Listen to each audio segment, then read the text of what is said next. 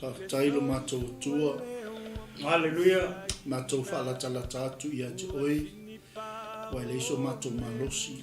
Ia lava oi mātou poto maso mātou atamai le li. Glory, hallelujah. E fo se vave le li mātou te tala ina ai. Praise your holy name. O mātou whaalangolango atu ia te oi e li. E te whaamatala ia lava oi mātou le. Fiafi le au nanga o le laai al tupu. Ia whamanawina o lo suafafo. Ia fio le amataina se i o lo ni whaiwina. Glory, le inga o le hallelujah. whamanu mo le whanetanga. Mātou te whafo i le lau fio wai pale oi vi inga e la ei oi vi Ia inga. te mavi ia oi. Te le tamā o Ia na whamanuina. Yesu wala tuaila mātou te talu. Amene, amene. Ia, o lea whaiero leo whai mafunga tau mori so i sunga le. I whawhengainga, sunga le ni whai au ia pasta mai. Ia maise o le LAOAI al tupu nei fiafi. Ia mātou te whatalofa atu ai, ma le nganga whaaloalo i lau tapua inga Samoa. O pa ia sa mawhaingata nei fiafi, ia o le ale to o iei sa mātou whamtalanga. Mai al pa ia nā fuai pa ia uma, ia e whape nao na whai atu ai, sa ma whatalofa pupu ia i nei tu la o le fiafi.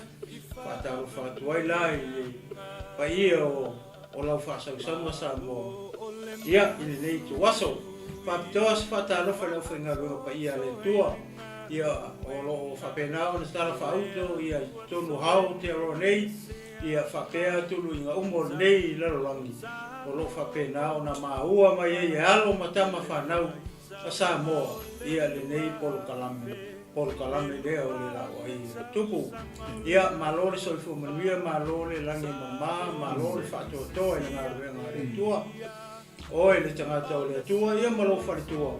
Ia i nei tu la o le fiafi, ia whapea fo ia le pa ia o le kare sia pele a ke riso i so ia nei fiafi. Whaatarofa atu fo i paanga uo mainga.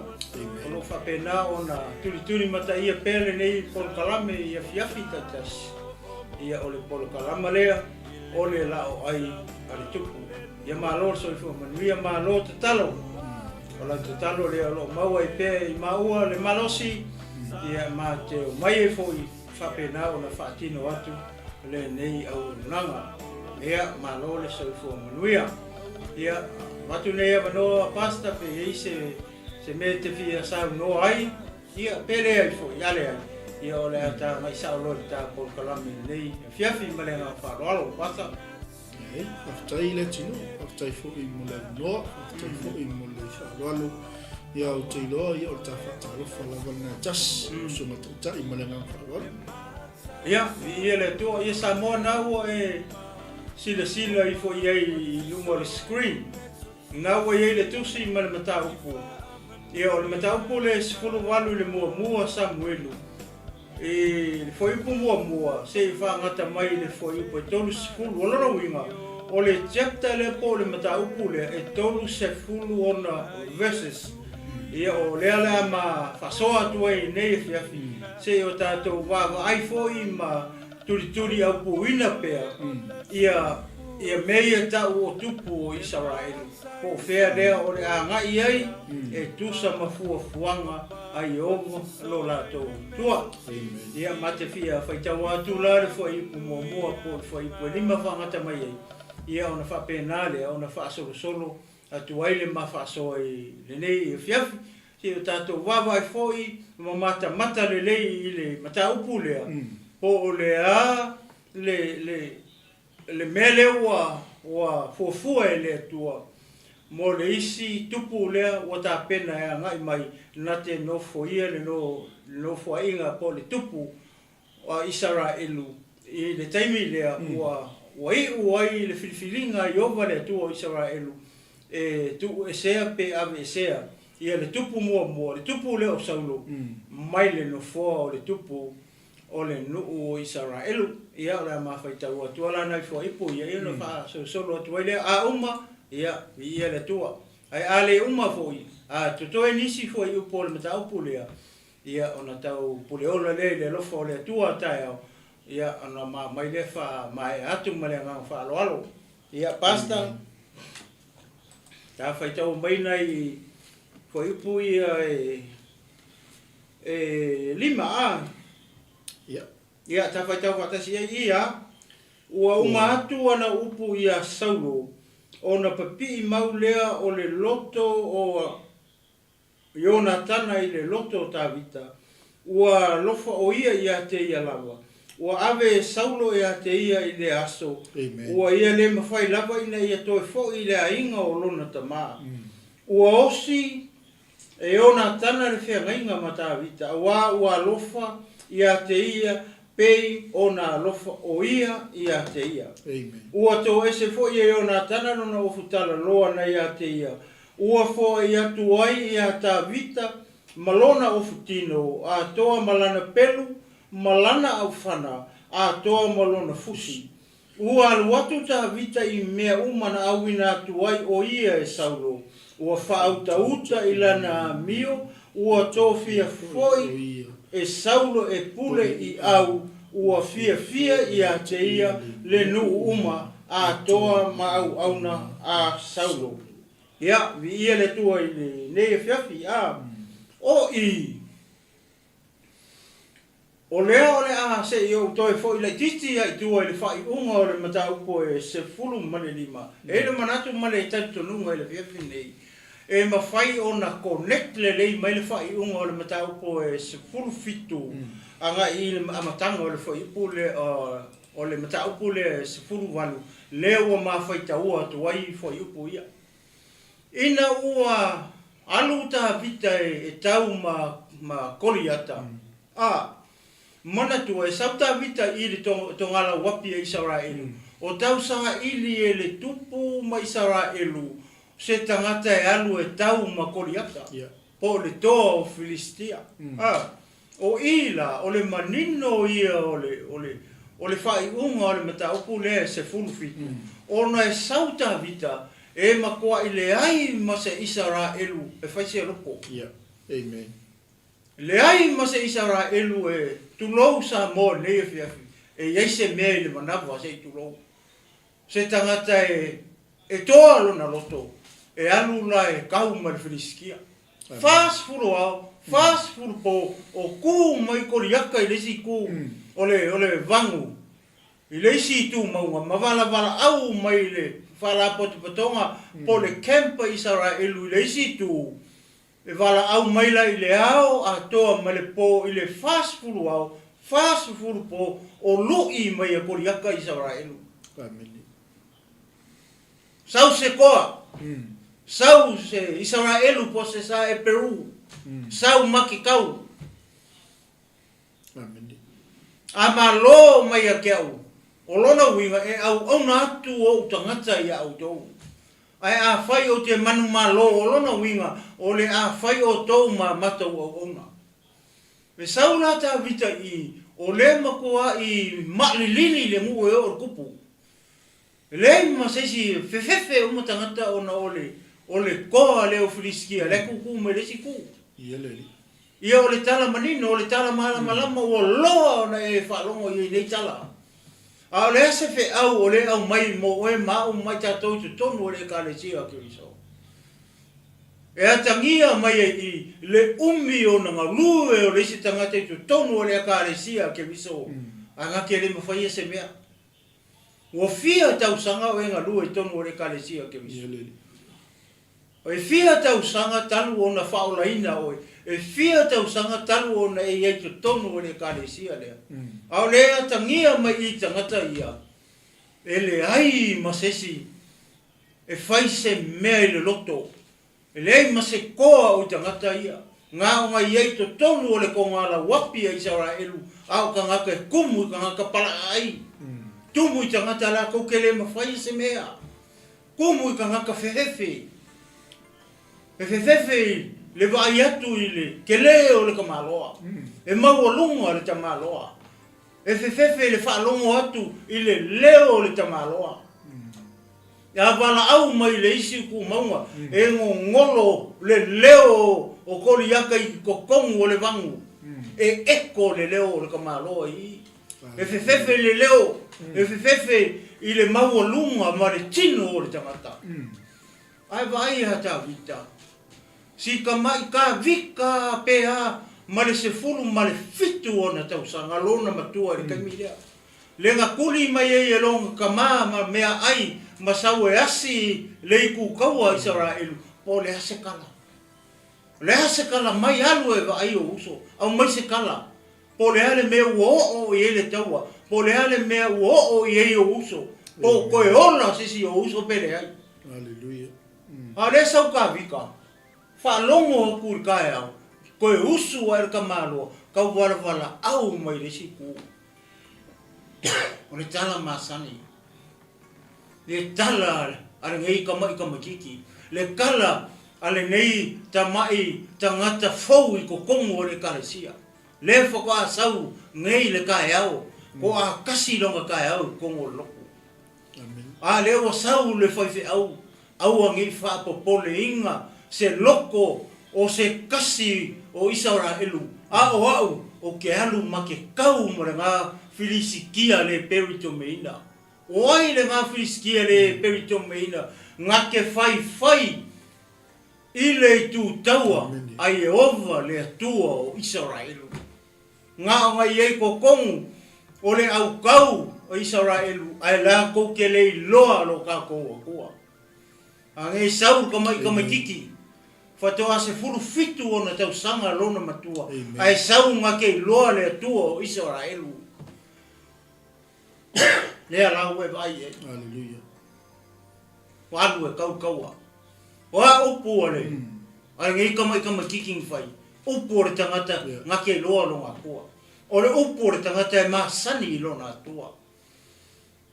Ole upu ole tangata o longa lifestyle o le atua, le kaea o le uli o le fiafi. E pese le kaea o pese le uli vivi I le fiafi. I le au atoa ma le po. O ai le ngā filiskia le 𝚘𝚘𝚑𝚝𝚜 e fai le tu taua Israelu. E ke sau ia ke au ma le karika, ma le pelu, ma le karika leo ma le koko. Amen. Ai o te aluatu ia te oe. I le suafa o le atua o Israelu. O le aso ngei o te wavae se ai lo ulu. O te tu ina atu ai lo tino I manufe ai. E a ai manufe ai lo kingo. O ngai lo lea e le lalo langi uma. E ai le atua ia Israelu. Le walu. Amen. Helu aku male. Ngau le maka. Male kanga yei maa I tutonu. Ngau le lima maa sa I tutonu. O le fisiri e se anga ave e ta vita maa ye lima. Le anga e lima tribe o Filiskia. O kasa kata eskelona. Maisi tribe e lua le I. E lima I tribe o Israel. Hallelujah. Nō le mea nganga ave ai ia maa e lima. E kofu ale maa marekoa. A o koliaka o ia o le koa o tribe uma ia e lima o Filiskia. Le alai kukuma I o le kai au ma le fiafi. Fast furu aso kuma I o. A le ngei ngau le lalafi e aku kukongo o pū anga ma kilikilo o kui ai. Nea le upo ta vita. Ke wa ai ai. O le aso ngei. O ke wavae e se ai lo ulu. Amen. O te tu ina atu lo tino e ai e mamfe ai le aso ngei.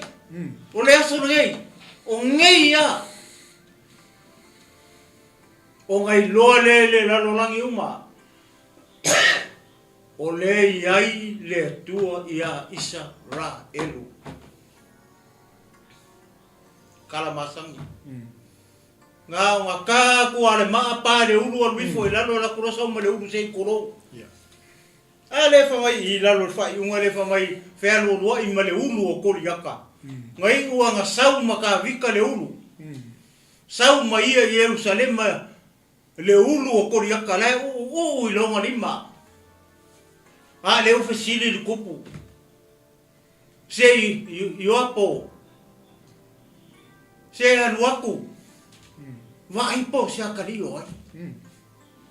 Oi ele kamara o se akario ai. Ka o mai po le akario ai. aluaku lo fisili sole o se akali e o ai oe o le ale tali o tapita o au o le akali o yese lau o onga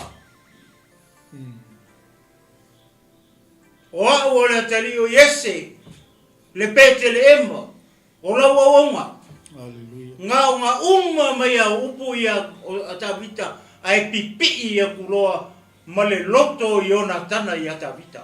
Amine. I le amatanga leo le mata upe skulu walu.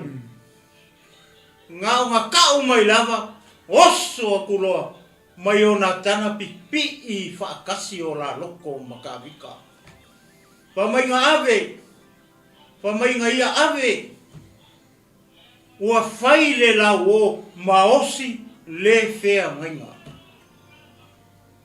Leo ave ia nga mea kau o le ofu o le pulo o le pelo. E osi e le la whea ngainga. Fai mai le tala are tusi, fai mai e pea o ngā lofa i o nā tana ia te ia lava. E wha pe ngā lo ngā lofa i a ka vika. Alleluia. Ua so o whakasi le loko o ka vika mai o nā tana. Le whea ngainga lea. Le whea ngainga lea e pepese ai Samoa. E pepese ai tura fale Samoa. Fai mai o le whea ngainga alo tupu. Alleluia. Ai sao, le whea ngainga lea. O yo nā tana, o le alo, o le uru ai tupu o Israelu. A o tā vita, e le tupu mai se tupu. Na tupu mai se ta mativa, o yese. A tātou wa aila iei. O le whea ngainga, le atari o le tupu. Po le alo, o le uru ai tupu o Israelu, o saulo, ma le kupu longa lua o Israelu. O ka vika o le kupu longa lua o Israelu. E le whangau mai e se kupu. Na whanau mai le tangata mativa. Le tangata maua lalo lona tūranga. I to tonu o Israelu. Lea la ua a mataloa. Ngo osi le whengai ngā tama i. Nea le tala. Whai mai e lei toe whamamu lua tua saulu ta vita. E toe foi lona ainga. Aisea, le anga o le mangao i se koa. E mangao i se koa nga ke ave au kau o Israelu. E whaasanga tau atu i a Filistia. A leo wa vai aku i a Saulo. Sole ka fefe, e pei o se mea fua. Pei o se ako whakau no mea la le lima o ka vika. Ai o le ulu o koriaka, o ranga ke ua le ulu o koa. E pei o rai sa mai whakau. Ne ai maseka ngaka o Israelu. Na mawhau e alu e kau mare koa rea. A leo wa vai aku. Oi wa whearu alu i mai ngā ka mai ka vika. Ma le ulu o le ko Filistia. Ngā pāia o le maa mua kilo aku Israelu. Oi ngā le pepu o le mea lalau ke loa kua. Ua pepu a ko le mea. Aisea, ua eli a le kakai e su e le mea o lai. Aisea, lenga le ua pa ui lalo koa. Ua pa u le ko Israelu. Ua ko i lalo popo. Ua paka ku i lalo le papakua. Toi alu aku maraka mai ka vika ku lau nge ia fiafi. Sala ese lu.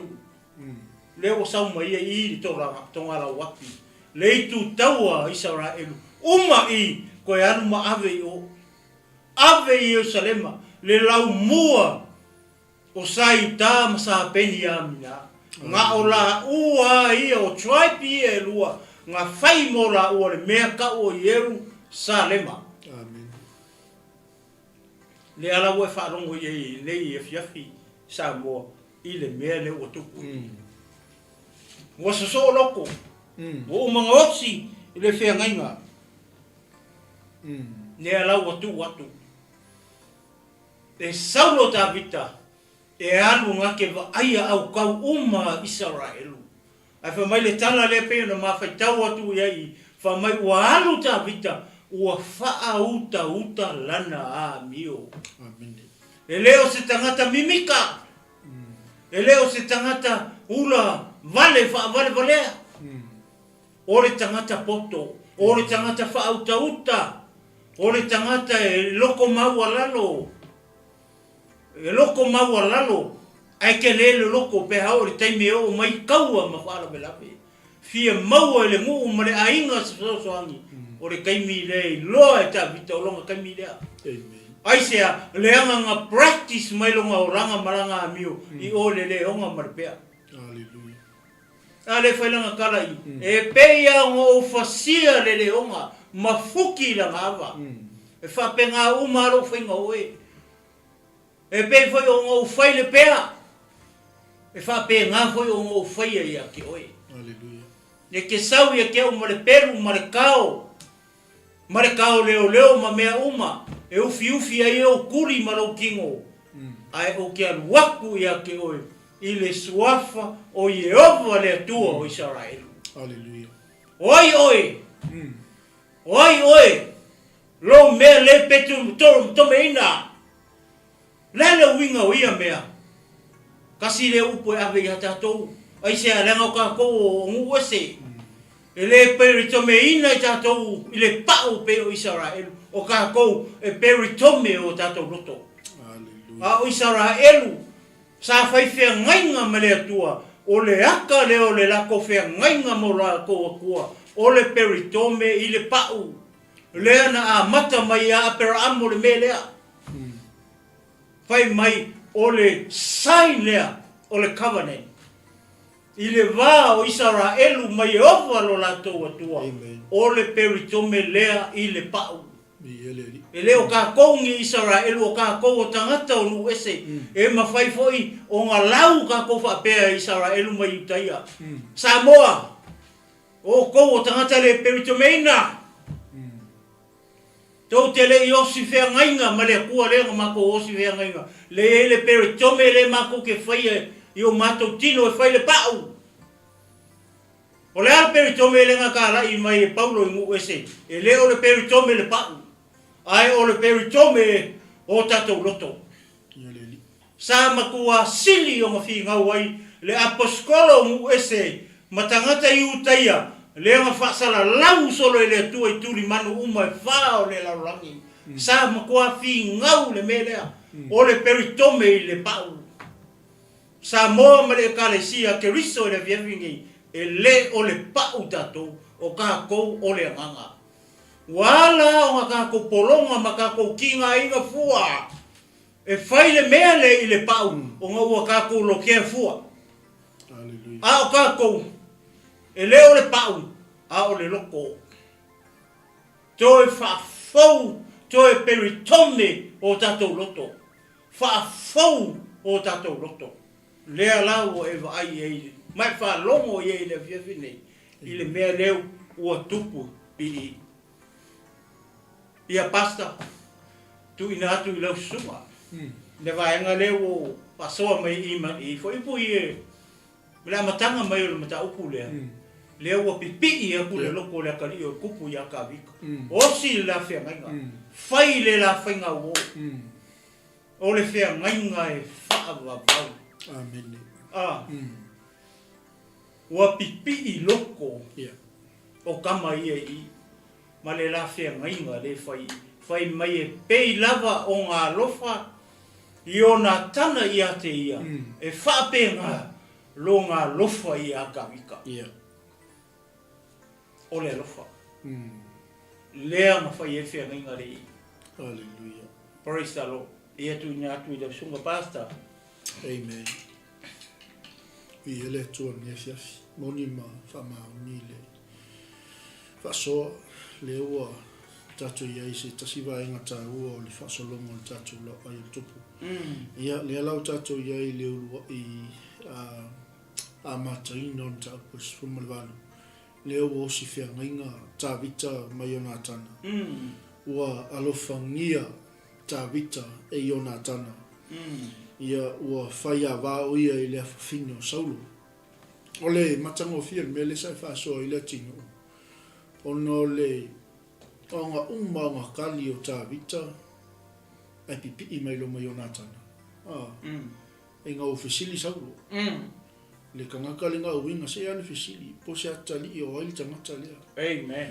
o le kei koe foi le kiki ai kua I le fasinga e tā vita o le Filistia ai le I o I le keimi e kau ai le kua le o Filistia ma le tangata o tā vita o le mangai ai le whalongolongo ma le whaitau fo I le fiong pa ia le tua o le releasing e tā vita o le upu o le aso le ngei E leo kai au. ai o le aso le ngei o ke kulou o le aso le ngei o ke kuinga I fo I lo kingu e ai mangu fele lei o le wau o le winga o le tala fo le tala noa le tangata ma le mauti noa le releasing e le tangata o le upu ma le mana kali kongu ka vika la ngai sea ela ni ka mai ko ma le ulosa ma le yonga ngafasanga I maka vika ke minga au yai o kongo pa mamoi E masangi le kua. E masangi le kua Israel. Praise the Lord. Amen. ela wa longo le uso kaila foi le pepe sala e lulenga pepe le fast food was Ia ko la ni. ingo wa ai mai ia fliskia voi le lo ka kia ulla ko Pai la lo kua. ole pa asu el me ora ni Ia ko la ni. me wo o le van wa e mo ka kia le menga sulu e fliskia ale nga makulia kwa ka voi le usala e ma tau tia ole winga la tala voi le inga wa longo le tupu le meo tupu e mo ele ka li kong sa wo le anga ia fasilingi ai po se tali o ai le tamata a vai le tali al tamata o tavita wa ole tali io yesse le petele e sel ma tau tia de ala maka mesu malva soli e pipi I mai lo male baltangata Jonathan E whako a nga karika vika. E whanonga kunga. Wow. He's my friend. yeah amen le la wosil feringa o feringa kauku Ia. e sel matango fi kusa wa o le lua kai mi foi le nga fa longo ai ma fa fonga ia Jonathan ke minga fasi e le Filistia le winga o le tala foi le kupu o le alofa le tangata Jonathan o le vavi ia le vavi ia li so le fast food aso li o Polonga. fast food aso ai o fia fing wa la lafia Ko le ka eli. O me o manga le ngau ye. moni ma Ko le o le vai. Mea nga. mo tau tia le sile me manga ia sa e fa so ai I le tu fa le nganga ma le ia ka ki e fiku ma ale nga e Samuelu le lima ma ole ata le ele I alu fa sama mo ka vika il kangaka le Alu ta vita. E nga kei loa. E lima foi ko E kofu ala le koa mai. le try pa E le try. e ko fale tu ainga ma le to Ia eskelona, ailona, kata, kasa. Ngala uringo risi try. E lima. o le mafuanga la nga pike e ta vita ma ai e lima Ia. nga lima tribe of Filistia lima to Ia lima toa. ia al ko le nga fafsanga I makamaki The best. Number 1 there. e le ala nga pa ko I lalo Ia. pepe ko I makuanga Loko winga ele longi so fangua pong kanga ka pefu ma ko pefu le. Le me pe o ngea o le me Ia, wa loko ko I pefu a ko le lopo po la me ringa pefu. Ale lo pefu vai o ka. Le eli o ka. Kailo foi kam mo ya kam mai sa ki vi ya feliki o pe mo le o feliski ngo ko ila le el Jesus el me ola itangata vai ko le oki me won yo ila le fia o la di pa o ki me wo ia wa sa o lo le kala le inkia o le la ka po o le wa e ko lo sa u John we ia fa ko lo mare inkia ia su lo me o la nga su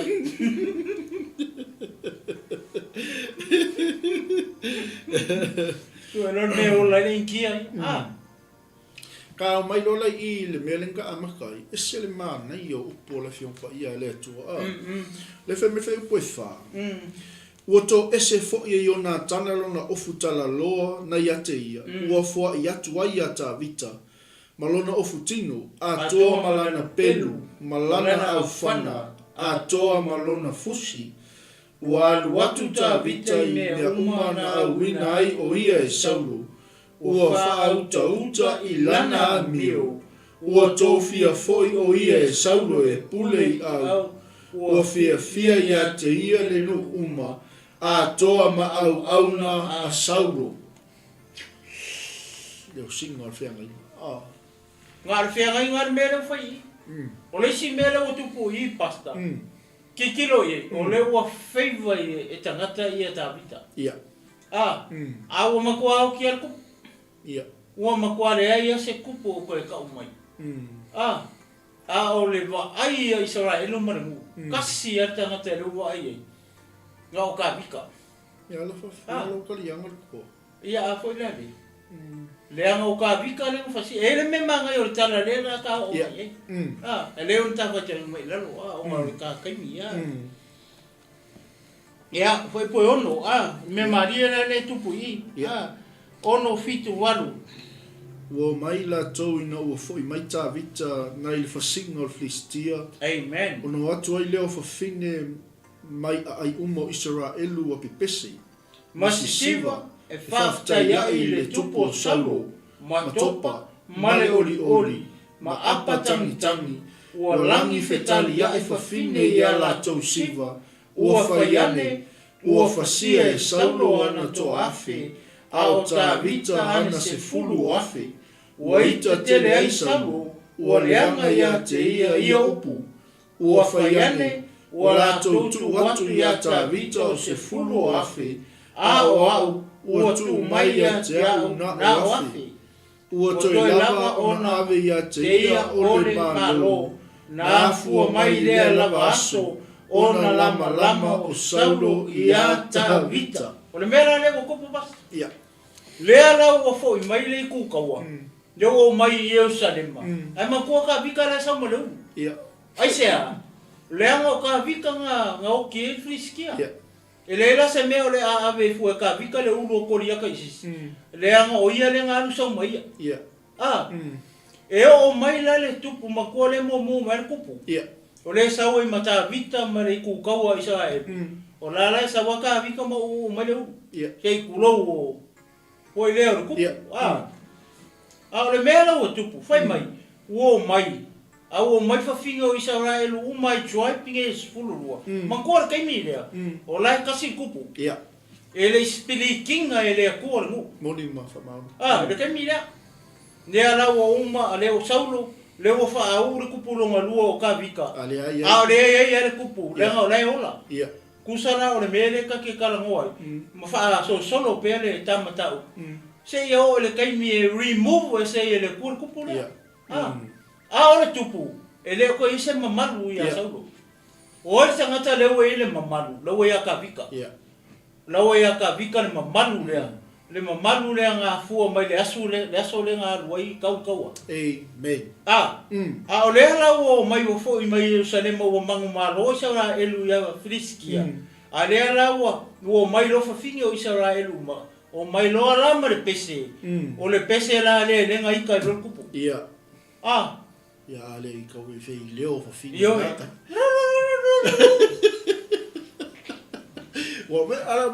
Ua langi fitali ia I whawhingi. Ia. Loko winga sa le kua wale kaisi whawhingi a sa le kua wale koisi. Ia, lo inga eko malisi piku. A le whalo molongo le kupu. Ia. E whanonga kunga I upo al pese. Ele manga ia. Sua ale. E whai ole. Ia. Whai ole whakangangi mai o lono whaiva. O e pi whapenga pese ia. Pere ki whalo mai ia. Langa le whe mai, male oli, ma apa tangi. Ia. Butum.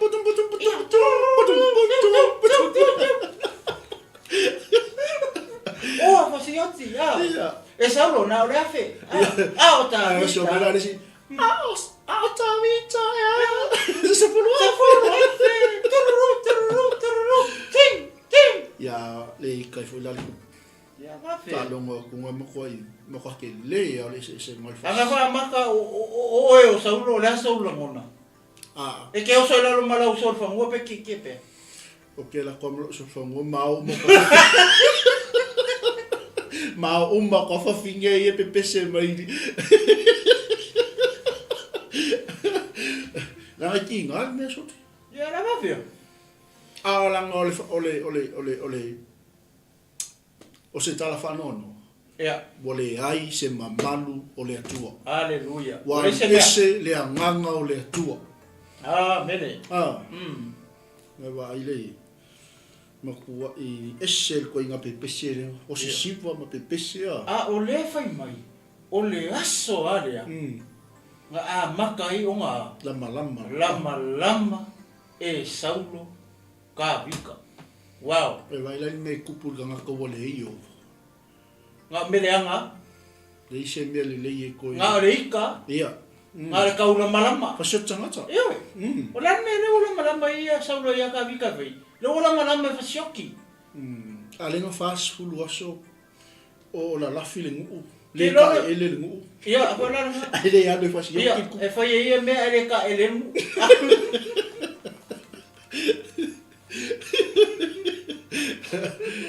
O makuai ke policy o le policy nga me nga pese fia so fingo usa ya go ila le o man matuta ele ale ka mi ka mapele ka ele ya go David it's a good 40 days without bath ding ding ding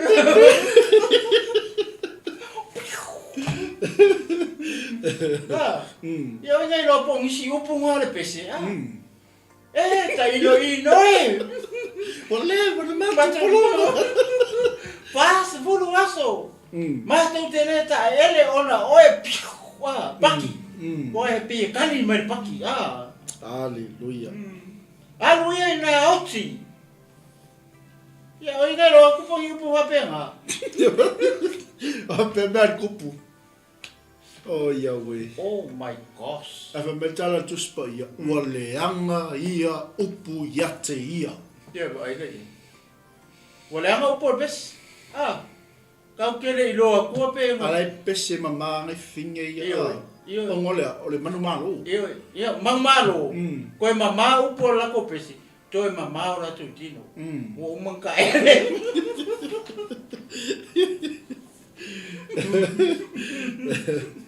Ia leli. Oh, Fena utao ye. Spulua. Wo le tai au no sofia ile o saulo ele nganga le anga mai le atua. Wow. O perfectani ai o ia ilo na fali. A o tavita. Na tai ia le ki tara. Ilo na lima pe. Pe o na fai le aso ma le aso. Sai ai le tau le lima o saulo. Ua velo le tau e saulo. Ua fai ane. O te fasi a tavita ia tui lua ma le pao fali. A ua alo whaalua tavita i ona luma. Ua matau saulo ia tavita. A wasa ia te ia iova. A ua te ama saulo. Ia ora ngā. Ua waila le mene o kupu i. Whai mai ia. Ngā lama o le aso ale ngā uso ele pese. Ngā lama i e saulo tavita. A lefa mai. Ua o ile tai au. The next morning. Whai mai lo lea. Ona o so fia ai lea o saulo ele a nganga leanga mai le tua. Ua e vai ei. O lan me le wa huo ei. O le wa wha oso e lea kua le mea ka o lea. O le nganga leanga. Ai sea. Langa wale ko ya ke ia le nganga o le kua. Wale ko ya ke ia le mamalu o le kua. O lau mako i empty ya. Amen. Whapea lo le tua. Ia o le a lau lo le nganga le anga le oso kongo e. Amen. Mea langa lewa tupu mai ia. O mai wo le tai au no Sofia ai leo saulo le nganga le anga mai le tua. O pero feta ne ai o ia lo na fale au ta vita. na ta ia i le kitara i lona lima. Pei ona fai le aso ma le aso sa iai le tau i le lima. Oe wala me leo fai. Le o sau ka vika ka i luma. Maususu e nga pese. Se i kau whaaru e se le nganga le kong. O le anga mai ia wa. Ai pei la wa ngā le pese skama e au ngā le. Langkare ni. Kau pese a koe anga pese pese whare a nganga. Pese loko. O le tangata o masangi i le atua. O le arko i ngā kaimi. Ia. Ke wai e pese ko ala e velo mo le kau. Ho i lale. Tangata o masangi i le atua. Ia. Ta pena po i lale atua la wala e la ke inga ia. Ia kako? Aleluia. O angi firi o angi whaafi ka uli o tātou tangata i tono na ngā wenga le atua. Keep on worshiping. Yeah. Aisea, lenga ka penga i le atua la wala ia. E la vea inga i kako. Aleluia. Mai tangata la e whanga mai mawhaiwhai konga whiki mai. Mawhaiwhai ma lie mai lei mai. Ia te tātou i te tonu o le kale sia ke riso. Ia leli. Vivi i pēr. Vivi i pēr. Alanga pēr i le atua. Aleluia. Kupe pēr ka lai le kao i longa lima. Lai ei mai lei o lako lima. Aleluia. Kuwe pēr. Ia. Aisea, leanga e ka penga inga e le atua le awala. E lawe inga i kako. E lawe inga i fui oile ke mai moa mai. Le awhai, o lai e le tangata taula malama yake oe. I ko kongo re e kare sia ke riso, i te tonu o lau ainga, i te tonu o lau ngaruenga. E wha penga si sila le tua. Amen. E ka penga le tua le awala mo e lawe inga i oe. Mai te tangata kaula malama ngai ke e le mea ngai ke ngarue ai. Amen. Le mea ngai ke e te tonu o lau ainga, i te tonu o se whala pokopokonga. Even i te tonu o le kare sia ke riso.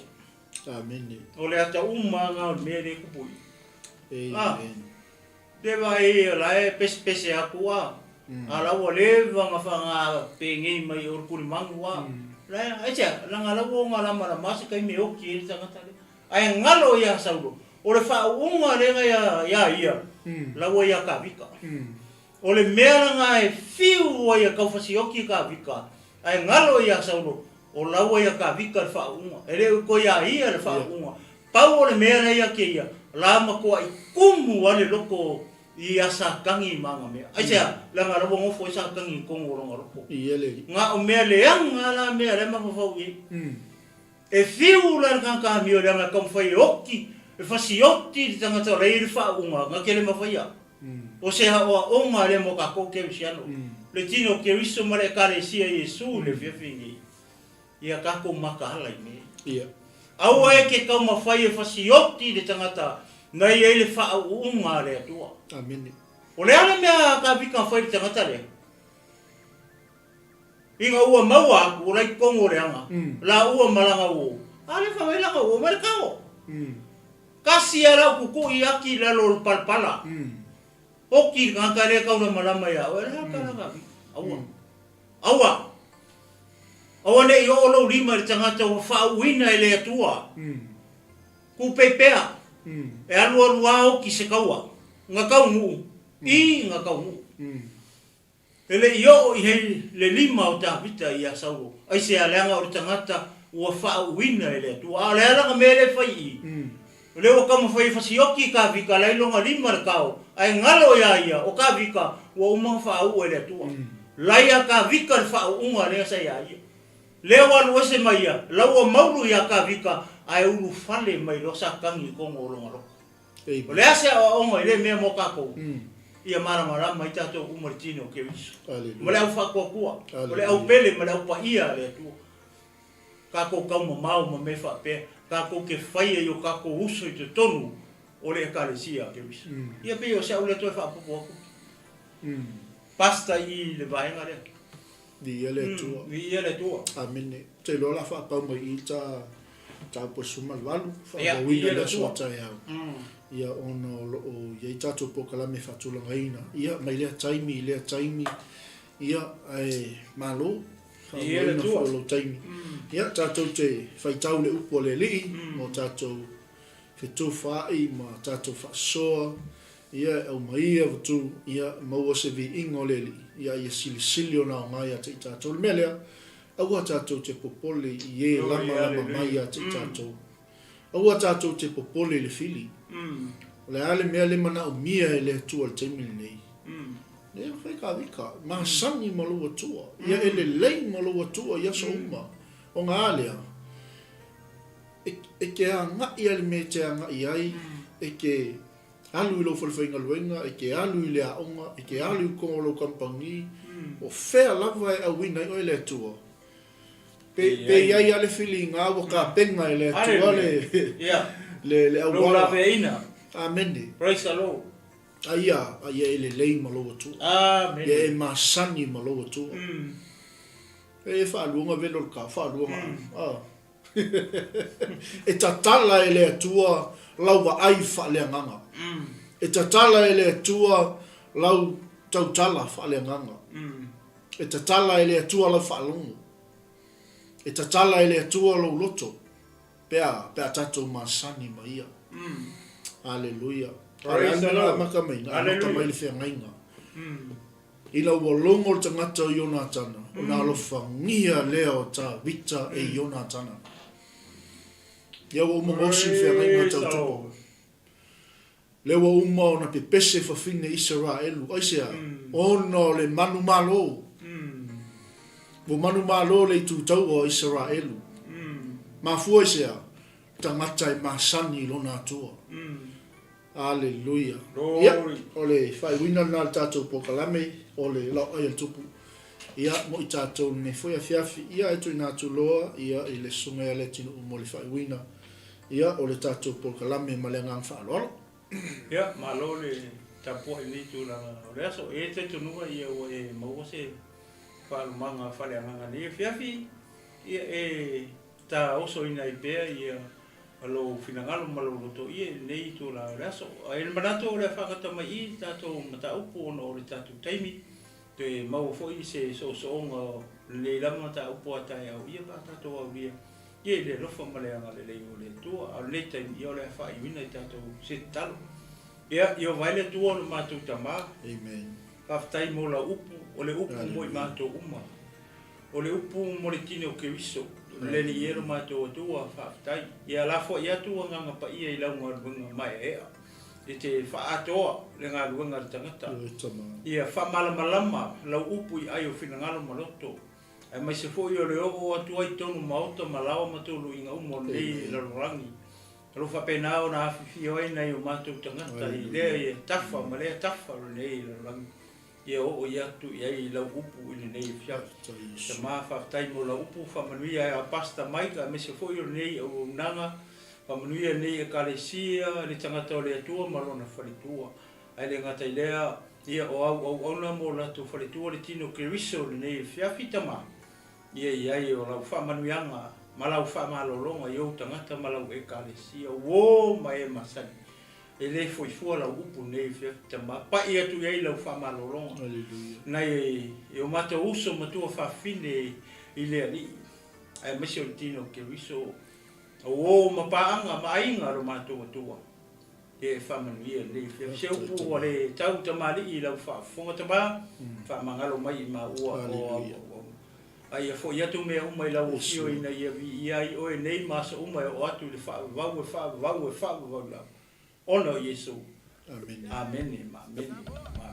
Amen. Ia vi ia le tu nei fiafi mai ia te nei le tunu malo fulu fa pe fo li sunga ia pasta mai ia ma te fatu Samuelu nei tu la fiafi tu fa so fu Samuelu le tu fa 𝗚𝗚𝚙𝗎𝗔𝗓𝗓 ua sapaya fatu ele le lau sa o le faiva le soifu le ua matsaina ua tini pa o le uto malo tau sala ua e taifu fo i uta malo a fua ua maua le atua ua whawhetaitele Ua sapaya fatua ele Le lau sasaa o le faiva Le soifua leo a matsaina Ua tini pa o le uto Malo tau sala Awe Awalava ia te imato yo vae Aia tuina tuya o elevina Male mamalu Awa o oe o le tupu o tupu Le matai sau o yo mea uma O papa tiso ai le meto tisi Ifa amanuianga Malo o le masui sui Le whaatoto e le nganuenga O lea ua toe nei o se anga Tau nuu tamo o moonga I le whai taunga o le luafe Le luafe tau sanga o le alofa Samoa se isisia e ia Le fua o le sa o lotonga Malo o le masui sui Le whaatoto e le nganuenga O lea ua toe nei o se anga Tau nuku tamo o moonga I le whai taunga o le luafe Le luafe tau sanga o le alofa Samoa se isisia e ia Le fua o le sa o losonga Awe Awalava ne ia te imato yo vae Aia tuina tuya o elevina Male mamalu Awa o oe o le tupu o tupu Le matai sau o yo mea uma O papa tiso ai le meto tisi Ifa amanuianga Awalava ne ia te imato yo vae Aia tuina tuya o elevina Male mamalu Awa o oe o le tupu o tupu Le matai sau o yo mea uma Wa papa tiso ai le meto tisi Ifa amanuianga